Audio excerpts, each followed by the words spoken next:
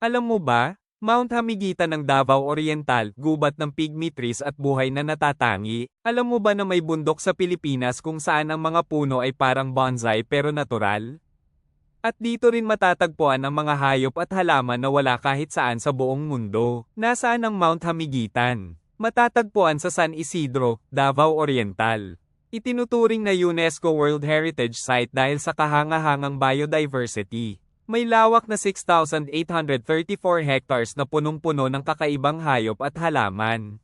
Bakit ito kakaiba? May tinatawag na pygmy forest, isang gubat ng mga puno na natural na maliit ang laki kahit daang taon na ang edad.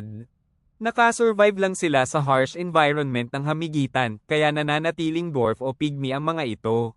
Isa ito sa mga pinakamaliit na tropical forests na may pinakamataas na antas ng endemism sa Southeast Asia. Mga natatanging nilalang. Philippine eagle dito sila madalas makita. Hamiguitan pitcher plant endemic na carnivorous plant. Mount Hamiguitan tree shrew at dwarf gecko hayop na dito lang sa mundo matatagpuan.